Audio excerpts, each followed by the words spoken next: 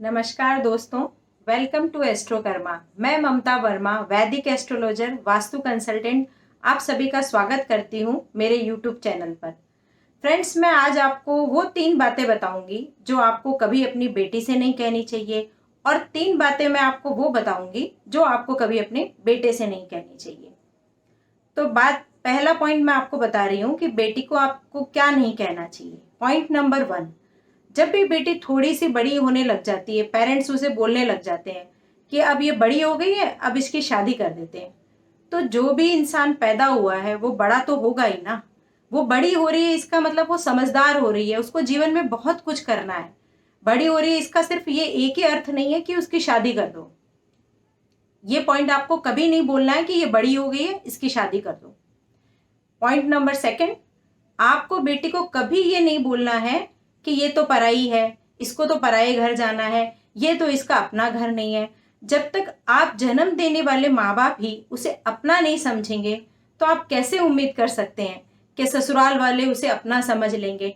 फिर ससुराल वाले उसको कुछ कह देंगे तो आप बोलोगे कि वो तो इसे अपना ही नहीं समझते हैं। जब आपने ही उसे कभी अपना नहीं समझा तो आप क्यों उम्मीद करते हो कि ससुराल वाले उसे अपना समझेंगे।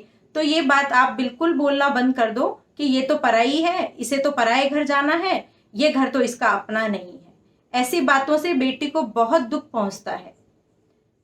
तीसरी बात, आपको बेटी के लिए ये कभी नहीं कहना है कि इसकी शादी बड़े धूमधाम से करेंगे, इतने पैसे खर्च करेंगे, इसको ऐसा दहेज देंगे, वैसा दहेज देंगे। बेटी को दहेज की आवश्यकता नहीं है। बेटी को आत्मनिर्भर बनाइए, उसे इतना पढ़ाइए लिखाइए कि वो खुद अपने पैरों पे खड़ी हो जाए। फिर आपको कभी उसको कोई दहेज देने की जरूरत नहीं पड़ेगी। उसको आत्मनिर्भर बनाइए। तो ये तीनों चीजों का आपको ख्याल रखना है। अब मैं बताती हूँ कि वो 3 पॉइंट्स कौन से हैं जो आपको कभी बेटे से नहीं कहने हैं। जैसे ही बेटा थोड़ा बड़ा होता है, आप लोग बोलते हो कि बड़ा हो गया है, अब इसकी शादी कर देते हैं, अब ये बिगड़ रहा है, अब इसकी शादी कर देते हैं। तो आप कोई बहू ला रहे हो या कोई टीचर ला रहे हो जो वो उसको सुधार देगी। जो काम आप नहीं कर पाए, आप अपने बेटे को कभी नहीं सुधार पाए, तो वो बहू आते ही उसे कैसे सुधार देगी। बेटे को सुधारना आपका काम है, बहू का काम नहीं है। तो आप ऐसे शब्द ना बोलें कि अब ये बिगड़ गया है, अब इसकी शादी कर दो।